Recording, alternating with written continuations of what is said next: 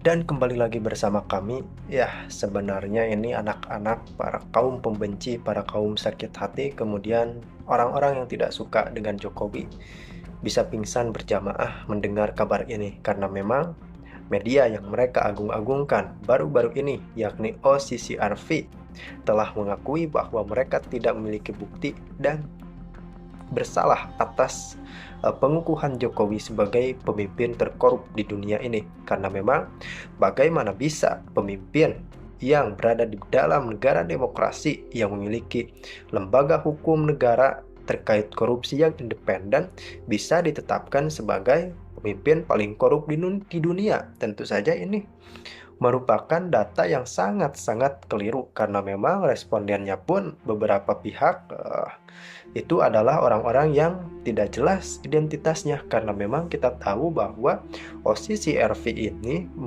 menghimpun data dari beberapa responden di platform media sosial seperti X yang dulunya Twitter, kemudian sosial media lainnya. Jadi memang untuk mengisi Google Formulir tersebut, kita sebut saja Google Formulir agar kita lebih enak membahasnya, agar bisa lebih dicerna dengan cepat. Mengisi formulir tersebut bisa siapa saja, dan untuk mengisi data responden tersebut sangat mudah untuk diakali. Jadi memang akun-akun palsu, misalnya satu individu bisa mengisi berulang kali selama beliau ini memiliki akun tersebut atau akun Gmail. Jadi untuk pengisian Google Formulir sangat-sangat mudah untuk dimanipulasi.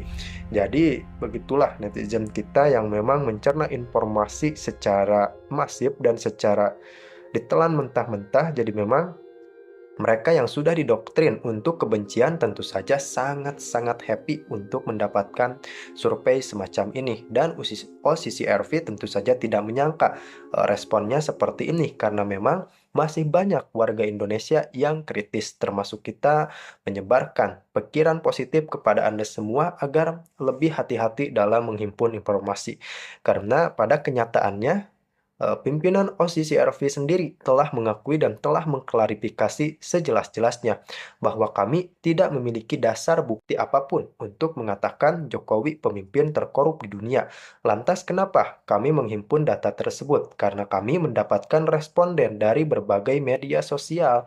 Jadi ini akar utamanya adalah memang lembaga ini berafiliasi dengan beberapa media di Indonesia. Jadi tampaknya ini semacam upaya adu domba kalau Fahri Hamzah mengatakan, karena memang situasi di Indonesia terbilang sangat kondusif untuk ukuran tensi geopolitik dunia yang sedang meninggi, namun Indonesia berhasil meredam itu semua. Kedaulatan dalam negeri terjaga dengan total. Tentu saja orang-orang yang tidak happy dan tidak suka dengan jabatan Prabowo Subianto, Gibran Rakabuming Raka, dan tidak suka dengan keberhasilan Jokowi tentunya menganggap ini sebuah kesalahan dan selalu menciptakan gerakan-gerakan yang bersifat mengandung unsur kegaduhan serta pemecah belah bangsa. Tentu saja mereka seolah diprank oleh lembaga tersebut karena memang ternyata lembaga itu memilih independen serta memilih mengklarifikasi daripada menjadi huru-hara yang semakin besar Melalui bahwa repostingan yang kami tidak berulang-ulang, memiliki sang bukti pesan itu apapun menyebar terkait di Indonesia. tindakan pidana Dan korupsi gara-gara dari itulah Jokowi. Jokowi masuk dalam daftar 5 nama pemimpin dunia dengan jumlah suara terbesar yang dinominasikan sebagai pemimpin terkorup di dunia. Yang memperoleh nominasi terbesar adalah Presiden Kenya, William Ruto, yang memperoleh 40.000 suara. Posisi Arpis sendiri ternyata memilih nama Person of the Year bukan dari daftar nama yang dinominasikan pembaca. Yang dipilih justru Al-Asad, padahal nama Asad tidak ada dalam daftar nama yang dinominasikan pembaca. Jadi jelas ya, OCCRP sendiri tidak pernah bilang Jokowi itu pemimpin korup. Yang bilang Pak Jokowi korup adalah orang-orang atau para buzzer Indonesia yang benci Jokowi. Yuk sebarkan kebenaran, bukan kebohongan. Saya sedih melihat cara orang misalnya memandang Pak Jokowi tidak selesai-selesai. Apakah mudah menjadi Jokowi di tengah iklim politik yang tidak baik? Ketika partai politik seenaknya main di belakang, mentorpedo kekuatan presidensialisme, bermain sendiri, ugal-ugalan. sekarang tiba-tiba kita mengikuti partai yang merusak sistem presidensialisme itu untuk menyerang Pak Jokowi, dan kemudian seolah-olah dia nggak ada jasanya. Pak Jokowi menatanya dengan baik, membangun rekonsiliasi dan mengajak Pak Prabowo dalam satu rekonsiliasi untuk membangun kekuatan masa depan, serta meninggalkan partai-partai yang ekstremis karena kemudian menganggap partainya adalah segala-galanya. Janganlah kita ini mau diadu domba dengan pemimpin-pemimpin politik kita yang baik. Saya bilang jangan mau.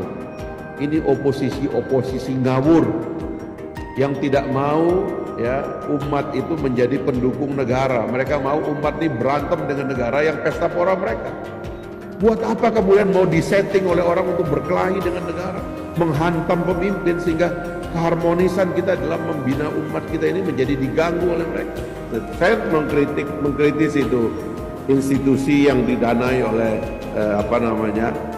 beberapa filantropis global yang punya motif jelek, ya. Yang misalnya menyebut Pak Jokowi itu adalah raja koruptor. Bagaimana orang bisa korup? Ya, tiba-tiba seolah-olah partainya jadi suci gitu dan semua cuci tangan. Kan nggak boleh begitu dong. Tapi motifnya sederhana, kita mau diadu, dipeliharalah elemen-elemen yang bisa dipakai untuk mengadu domba. Kan begitu terus pola mainnya nanti. Dengan Pak Jokowi dibilang orang korup, bagaimana Anda bilang orang yang ada dalam negara demokrasi, yang penegak hukumnya independen, yang parlemennya galak, partai-partainya galak, rakyatnya galak, tukang demo setiap hari dibilang korup. Dari negara-negara yang tidak disebut korup, padahal itu negara totaliter yang tidak ada kebebasan. Come on lah, kita cuci juga lah otak kita ini, karena udah kelamaan juga otak kita ini kangkangi oleh orang lain dan membuat negatif thinking kepada bangsa kita sendiri, seolah bangsa kita nggak punya kesempatan untuk maju. Karena ini semua mau dipakai sebagai alat ganggu. Ada yang mengatakan wakil yang saya pilih terlalu muda. Padahal panglima besar kita waktu perjuangan umurnya 29 tahun menjadi panglima besar, mimpin perang melawan penjajah. Saya katakan di sini ya, saya yang pilih, saya yang minta, saya yang memilih. Tidak ada itu dinasti-dinastian. Kalau dinasti merah putih, apa salahnya? Kalau dinasti patriotik, apa salahnya? Kalau keluarga memberi anak-anaknya untuk republik, apa salahnya? Kita harus berterima kasih, kita harus bersyukur ada keluarga yang memberi anak-anaknya untuk republik ini. Mbak Puan sendiri pernah mengatakan bahwa Pak Jokowi nggak pernah meminta 3 periode, kecuali Bang Masinton sedang mengatakan Mbak Puan berbohong.